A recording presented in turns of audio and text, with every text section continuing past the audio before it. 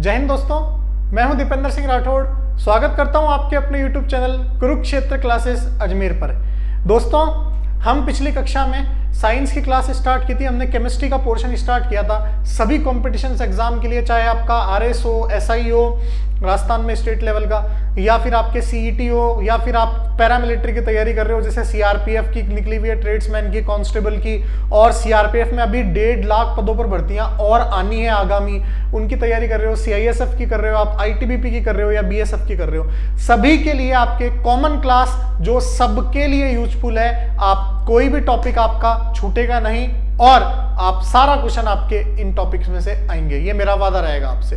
तो दोस्तों, अब हम स्टार्ट करते हैं। पिछली कक्षा में हमने केमिस्ट्री के बेसिक के बारे में जाना था, रासायनिक संगठन के बारे में, केमिस्ट्री के बारे में, और उसमें हमने द्रव्य पढ़ा था, यानी मैटर पढ़ा था, और द्रव्य की अवस्थाओं का जिक्र हमने कर लिया था लास्ट क्लास तक। द्रव्य की मुख्य 3 अवस्थाएं होती है, ठोस, द्रव और गैस, उसके बारे में अपन ने पढ़ लिया था।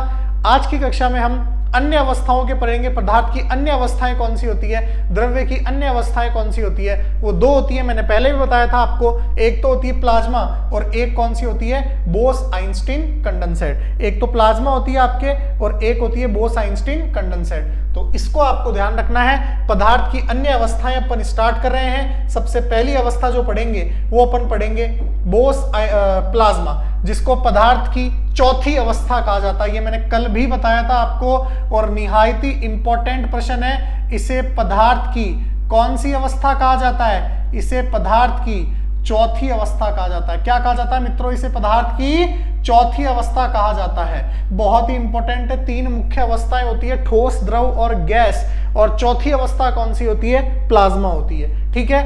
अब सर हमें तो यही नहीं पता प्लाज्मा होती क्या है। देखिए, मैं आपको सीधा सा बता देता हूं प्लाज्मा क्या होती है। आपने शादी पार्टी के अंदर या दिवाली के ऊपर चमकीले बल्ब देखे होंगे, नियॉन बल्ब जिनको बोलते हैं, है ना। उनमें कौन सी अवस्था पाई जाती है? उसमें प्लाज्मा अवस्था पाई जाती है पदार्थ की। अरे अपने सिंपल घरों के अंदर जो बल्ब होते हैं उसमें ऑर्गन गैस भरी जाती है नाइट्रोजन के साथ, लेकिन चमकीले बल्बों में नियॉन गैस भरी जाती है, इसलिए उसको नियॉन बल्ब भी कहते हैं, रंग बिरंगे बल्ब। और उस बल्ब में पदार्थ की कौन सी अवस्था पाई जाती है? प्लाज्मा अवस्था पाई जाती है। इसकी क्या परिभाषा है? ध्यान से देखिएगा। जब हम गैसीय पदार्थ को गैसीय अवस्था में और अधिक ऊर्जा देते हैं तो वह इसके परमाणु से घटक कणों, इलेक्ट्रॉनों तथा प्रोटॉन उत्सर्जित होते हैं। इसका मतलब जब अपन किसी भी गैसीय पदार्थ को उसकी गैसीय अवस्था में, अवस्था उसकी कौन सी है? गैसीय अवस्था में ही है, और अधिक ऊर्जा देते हैं तो वो प्रोटॉन और इलेक्ट्रॉन उत्सर्जित करने लग जाता है। वो पदार्थ क्या उत्सर्जित करने लग जाता है? प्रोटॉन और इलेक्ट्रॉन उत्सर्जित करने लग जाता है। अगर मान लो कोई भी पदार्थ प्रोटॉन या इलेक्ट्रॉन उत्सर्जित करेगा, जैसे मान लो सोडियम है, सोडियम अपना इलेक्ट्रॉन दान करेगा, तो ये क्या बन जाता है? Na+ बन जाता है, सोडियम का धनायन बन जाता है। तो ये क्या हो गया? सोडियम का आयनीकरण हो गया। क्या हो गया? सोडियम का आयनीकरण हो गया, आयनीकृत सोडियम हो गया। तो अगर मान लो कोई भी गैसीय पदार्थ है वो इलेक्ट्रॉन प्रोटॉन उत्सर्जित कर देगा तो वो पदार्थ कैसा हो जाएगा? आयनीकृत हो जाता है। इस प्रकार हमें परमाणुओं, इलेक्ट्रॉनों, प्रोटॉनों तथा आवेशित कणों की एक गैस मिलती है। इसे हम पदार्थ की चतुर्थ अवस्था कहते हैं, जिसे हम प्लाज्मा भी कहते हैं। नियॉन बल्बों के अंदर भी यही होता है। नियॉन बल्ब में नियॉन गैस जो हो जाती है वो आयनीकृत हो जाती है। क्या हो जाती है? वो आयनीकृत हो जाती है, उस पर धनायन आ जाता है। इस कारण से आपके वहां पे कौन सी अवस्था उत्पन्न हो जाती है? प्लाज्मा अवस्था उत्पन्न हो जाती है। कहानी सुनना, इसकी परिभाषा टफ है, आपको नहीं ध्यान रखनी है, पर मैं आपको साधारण भाषा में बता देता हूं। अगर आपसे कोई पूछ ले तो अगर किसी गैसीय पदार्थ को, जैसे नियॉन गैस है, गैसीय अवस्था में ही इसको और अधिक ऊर्जा देंगे और खतरनाक ऊर्जा देते जाएंगे तो ये इलेक्ट्रॉन क्या कर देगा? निकाल देगा। इलेक्ट्रॉन या प्रोटॉन निकाल देगा। इलेक्ट्रॉन प्रोटॉन निकाल देगा तो धनायन बन जाएगा, इसका आयन बन जाएगा। आयन बन जाएगा तो ये आयनीकृत हो जाएगा। अब इस आयनीकृत अवस्था में ही जो पदार्थ की अवस्था पाई जाती है, ये हमें गैस मिलती है। आयनीकृत गैस बोलते हैं इसको। इसको कौन सी गैस बोलते हैं? इसको बोलते हैं आयनीकृत गैस। कौन सी गैस बोलते हैं? नियॉन है ये, और आयनीकृत गैस बोल देते हैं क्योंकि इसके ऊपर आयन लगा हुआ है। तो इससे हमें एक गैस मिलती है। इसे हम पदार्थ की चतुर्थ अवस्था कहते हैं, जिसे हम प्लाज्मा भी कहते हैं। एक बार वापस देखिएगा, जब हम गैसीय पदार्थ को गैसीय अवस्था में और अधिक ऊर्जा देते हैं तो वह इसके परमाणु से घटक कणों, इलेक्ट्रॉनों तथा प्रोटॉन उत्सर्जित करती है। अब जिससे पदार्थ आयनीकृत हो जाता है। इस प्रकार हमें परमाणुओं, इलेक्ट्रॉनों, प्रोटॉनों तथा आवेशित कणों की एक गैस मिलती है। इसे हम पदार्थ की चतुर्थ अवस्था कहते हैं, जिसे हम प्लाज्मा भी कहते हैं। बहुत ही इंपॉर्टेंट है और आपके एग्जाम में ये क्वेश्चन पूछा जाता है, पदार्थ की चतुर्थ अवस्था कौन सी होती है, तो आपका आंसर क्या हो जाएगा, प्लाज्मा। अब इसके उदाहरण देखते हैं अपन। उदाहरण देखिएगा, मैं आपके लिए लेके आया हूं उदाहरण। बिजली, बिजली में भी आयनीकृत होता है। बिजली आयनीकृत गैस, जो बिजली पड़ती है, अरे बिजली जो गिरती है उसमें आयनीकृत गैसें होती हैं। जो बिजली गिरती है बरसात के टाइम पे, उसमें आयनीकृत गैसें होती हैं, तो उसमें कौन सी अवस्था पाई जाएगी, प्लाज्मा पाई जाएगी। मेरु ज्योति, ठीक है, मेरु ज्योति जो आपके ज्योति प्रकाश होता है ना, उसके अंदर भी आयनीकृत गैसें होती हैं, तो वो कौन सा होता है आपके क्या कौन सी अवस्था पाई जाएगी, उसमें प्लाज्मा पाई जाएगी। वेल्डिंग आर्क, अगर अपन किसी की भी वेल्डिंग करते हैं, अरे आपने वेल्डिंग करते हुए मनुष्य उसको देखा होगा, कारीगर को, वो जब वो वेल्डिंग करता है तो वेल्डिंग करते समय उसमें आयनीकृत गैसें निकलती है, तो उसमें भी कौन सी हो जाएगी, वो प्लाज्मा हो जाएगी। धूमकेतु की पूंछ, धूमकेतु तारा जो होता है उसकी जो पूंछ होती है उसमें भी प्लाज्मा अवस्था पाई जाती है। ये ध्यान रखना, ये याद रखने वाले हैं, ये याद रखने वाले उदाहरण, ये समझने वाले नहीं है। आगे देखिए, परमाणु बम के विस्फोट के आंख के गोले, जब परमाणु बम फूटता है, परमाणु बम विस्फोट करता है, तब जो आंख के गोले निकलते हैं उसमें भी आयनीकृत गैसें होती है, तो वो प्लाज्मा अवस्था हो जाएगी। पृथ्वी का आयन मंडल, अरे पृथ्वी का आपने सुना होगा, पृथ्वी में कितने मंडल होते हैं, समताप मंडल, क्षोभ मंडल, है ना, आयन मंडल होता है। आयन मंडल में आयनीकृत गैसें बिखरी हुई रहती है, ठीक है, तो उन गैसों के कारण ही कौन सी अवस्था पाई जाएगी, प्लाज्मा पाई जाएगी, ठीक है। सन्स कोरोना, सन्स कोरोना मतलब आपने देखा होगा सूर्य का जो बाहरी किनारा होता है, सूर्य का जो बाहरी किनारा होता है वो एक रिंग के समान दिखाई देता है। किसके समान दिखाई देता है, सूर्य का जो बाहरी किनारा होता है वो एक रिंग के समान दिखाई देता है। आप सभी ने देखा होगा सूर्य का बाहरी किनारा रिंग के समान दिखाई देता है। किसके समान दिखाई देता है, रिंग के समान। रिंग जो अंगूठी होती है ना, अंगूठी के समान होता है। और इसका क्या नाम होता है, इसको एक नाम से बोला जाता है, इसका नाम होता है किरीट। इसको क्या कहते हैं, किरीट या फिर कैरोना। क्या कहते हैं, किरीट या फिर कैरोना, जो यहाँ पे लिखा हुआ है। तो सन का बाहरी किनारा, सूर्य का बाहरी किनारा जो होता है, किरीट या कैरोना, जो अंगूठी के आकार का दिखाई देता है, अंगूठी के शेप का दिखाई देता है, उसमें भी कौन सी अवस्था पाई जाती है, उसमें भी आपके प्लाज्मा अवस्था पाई जाती है। तो देखिए प्लाज्मा के उदाहरण कौन कौन से हो गए।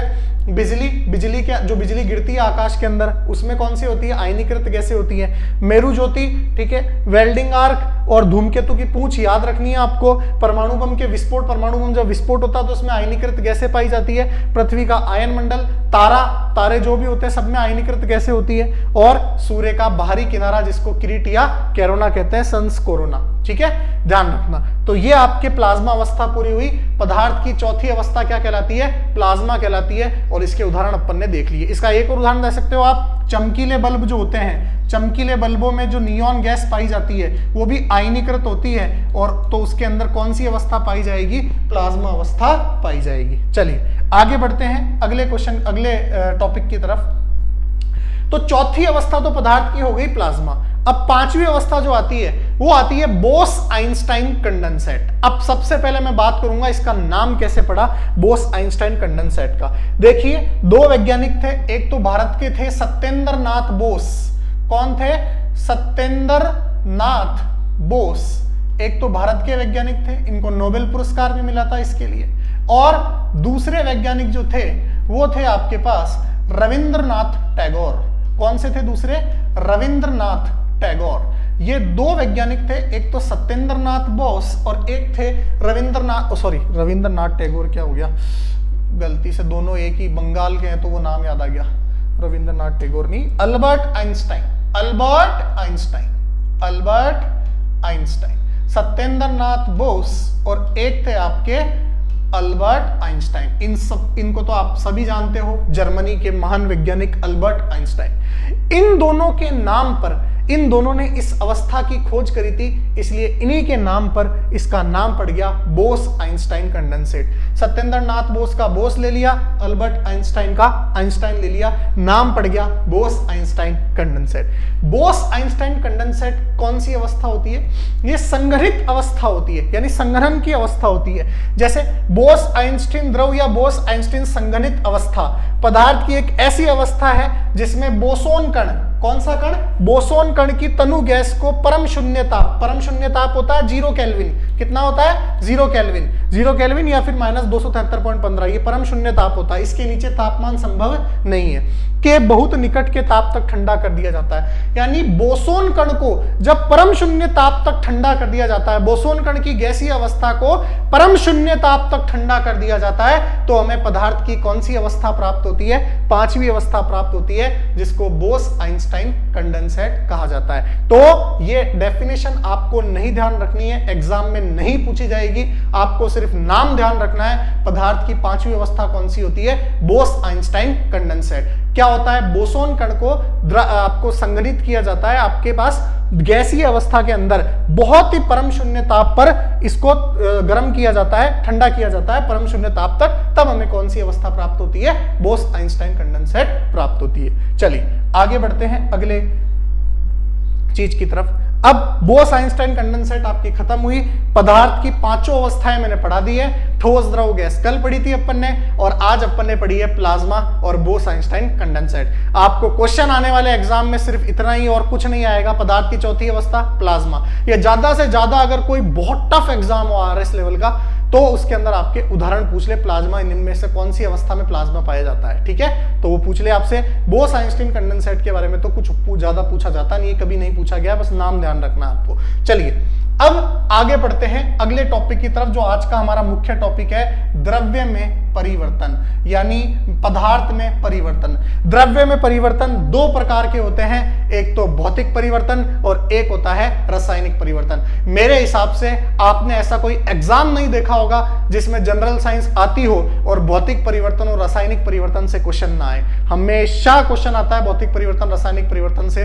दोस्तों मैं उम्मीद करूंगा आप इसको बहुत अच्छे से पढ़ोगे इस टॉपिक को, क्योंकि इसको समझना बहुत ज्यादा जरूरी है। लोग इसके उदाहरण रखते हैं क्योंकि उदाहरण आता है एग्जाम में, बट आप उदाहरण नहीं रट पाओगे। अगर आपने समझ रखा है तो आप समझ के बहुत अच्छे से कर पाओगे, उदाहरण नहीं रट पाओगे। चलिए तो देखिए, द्रव्य में परिवर्तन दो प्रकार के होते हैं, पहला भौतिक परिवर्तन, दूसरा रासायनिक परिवर्तन। अब पहला पढ़ते हैं अपन, भौतिक परिवर्तन के ऊपर आते हैं। भौतिक परिवर्तन क्या होता है? देखिए, अगर किसी भी पदार्थ के भौतिक गुणों में परिवर्तन हो, जैसे आकार, है ना, मतलब जैसे अवस्था में परिवर्तन हो, ठीक है, किसी भी पदार्थ के भौतिक गुणों में परिवर्तन हो, तो वो क्या कहलाएगा? आपका भौतिक परिवर्तन कहलाएगा। और भौतिक परिवर्तन में आप लगभग जो पदार्थ बदला है उसको वापस प्राप्त कर सकते हो पुनः मूल अवस्था के अंदर।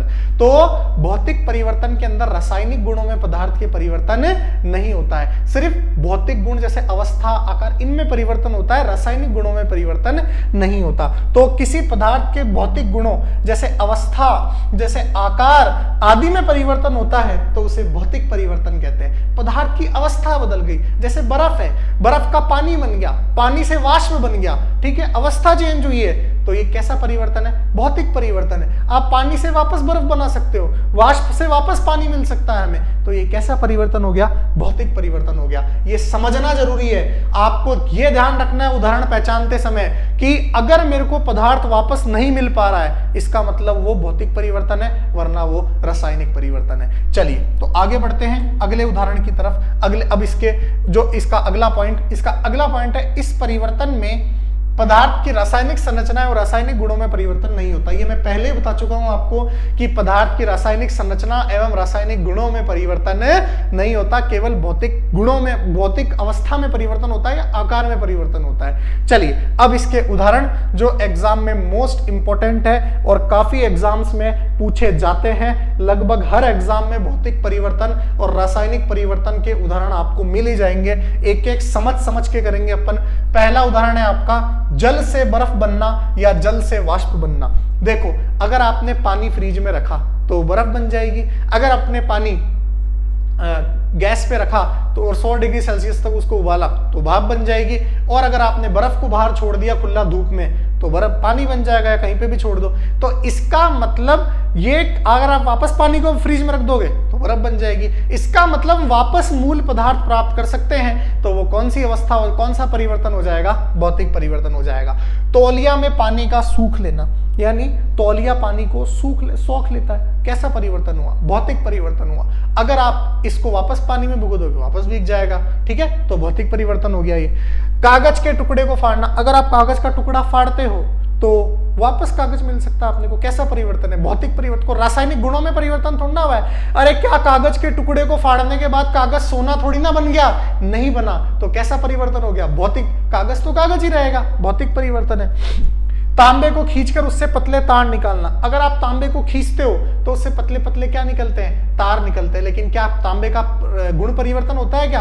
क्या वो तार भी तांबे के रहेंगे या चांदी के बन जाएंगे? सर वो तार भी तांबे के रहेंगे और आपके पास, आप उसको वापस दूसरे पदार्थ में चेंज नहीं कर सकते। ऐसा नहीं है कि तांबे के तार चांदी में चेंज हो जाएंगे। तो कैसा परिवर्तन है? भौतिक परिवर्तन है। उसके बाद लकड़ी या किसी अन्य चीज को काटना। अरे लकड़ी को काटने के बाद क्या लकड़ी जो है वो लोहा थोड़ी ना बन जाएगी? नहीं बनेगी। लकड़ी लकड़ी रहेगी, गुणों में परिवर्तन नहीं होगा, वापस लकड़ी मिलेगी हमें। कैसा परिवर्तन हो गया? भौतिक परिवर्तन हो गया। बल्ब का जलना। अरे बल्ब जल गया तो बल्ब जलने के बाद क्या कोई फ्रीज थोड़ा ना बन गया? नहीं। कैसा परिवर्तन है? भौतिक परिवर्तन है। या बंद होना, भौतिक परिवर्तन है। लोहे का चुंबक बनना। आप चुंबक से वापस उसका विचुंबकन कर सकते हो और उसको लोहा बना सकते हो। कैसा परिवर्तन है? भौतिक परिवर्तन है। चलिए आगे बढ़ते हैं। मोमबत्ती का जलना, most important topic, most important. ये उदाहरण बहुत एग्जाम में पूछा जाता है। मोमबत्ती का जलना भौतिक परिवर्तन होता है। कैसा परिवर्तन होता है? भौतिक परिवर्तन। लेकिन ये एक रासायनिक परिवर्तन भी होता है। वो मैं आपको जब अभी रसायन पढ़ाऊंगा, रासायनिक परिवर्तन, तब बताऊंगा कैसे होता है। चलिए दोनों में एक्सप्लेन कर दूंगा मैं। शक्कर का पानी में घुलना। अरे शक्कर पानी में घुल गई, शक्कर पानी में घुल गई तो क्या शक्कर का गुण चेंज हो गया क्या? नहीं, शक्कर शक्कर ही रही, नमक थोड़ी ना बन गया, नहीं बना। तो इसका मतलब कैसा परिवर्तन है? भौतिक परिवर्तन है। कांच का टूटना। अरे कांच टूटने के बाद भी कांच ही तो रहा, कांच ही तो रहा, तो कैसा परिवर्तन है? भौतिक परिवर्तन है, गुण चेंज थोड़ा ना हुआ है। पानी का जमना, ये तो हमने अभी पढ़ लिया, पानी जम गया तो वापस पिघल रहा हो, क्या दिक्कत है? तो भौतिक परिवर्तन। कैसा परिवर्तन हो गया? भौतिक परिवर्तन। तो भौतिक परिवर्तन ऐसा परिवर्तन होता है जिसमें पदार्थ की भौतिक अवस्था, जैसे भौतिक गुण, जैसे अवस्था, आकार आदि में परिवर्तन होता है। रासायनिक गुणों में कोई परिवर्तन नहीं होता। चलिए ये इसके उदाहरण कंप्लीट हुए। अब अपन नेक्स्ट पढ़ते हैं। सेकंड नंबर हमारा रासायनिक परिवर्तन। ये मैंने जितने पॉसिबल उदाहरण है ना उतने कराए हैं भौतिक परिवर्तन के।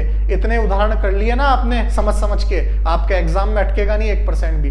रासायनिक परिवर्तन क्या होता है? रासायनिक परिवर्तन ऐसा परिवर्तन जिसमें पदार्थ के भौतिक गुणों में जिसमें पदार्थ के रासायनिक गुणों में परिवर्तन होता है। किसमें परिवर्तन होता है? रासायनिक गुणों में, यानी पदार्थ ही बदल जाता है, नया पदार्थ बन जाता है। तो कैसा परिवर्तन हो गया? ये रासायनिक परिवर्तन हो गया। जैसे क्या बोला? ये परिवर्तन वे परिवर्तन होते हैं जिनमें पदार्थ के रासायनिक संगठन, यानी पदार्थ जिन चीजों से मिलकर बना वही चेंज हो गया, तथा रासायनिक गुणों में परिवर्तन होता है। कैसा परिवर्तन कहलाएगा? रासायनिक परिवर्तन कहलाएगा।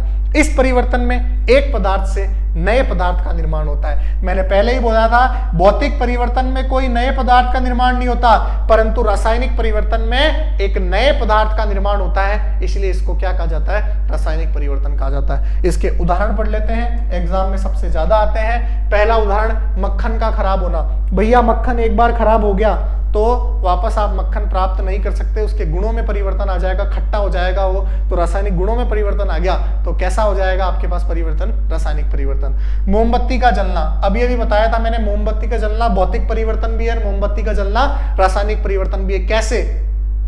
जो मोमबत्ती जल गई वो ऊष्मीय ऊर्जा या प्रकाशीय ऊर्जा में परिवर्तित हो गई, आप उसको वापस प्राप्त नहीं कर सकते। लेकिन कुछ मोमबत्ती नीचे गिर जाती है, आपने देखा होगा मोम के हिस्से नीचे गिर जाते हैं, उन मोम के हिस्सों को आप संघनित करके वापस मोम बना सकते हो, उसमें मोम के गुणधर्म मिल जाएंगे आपको। तो जो नीचे पड़ी हुई मोम है वो तो भौतिक परिवर्तन का काम करेगी, और जो मोम उड़ गई, जल गई, वो किसका काम करेगी? रासायनिक परिवर्तन का काम करेगी। तो मोमबत्ती का जलना भौतिक परिवर्तन और रासायनिक परिवर्तन दोनों होता है।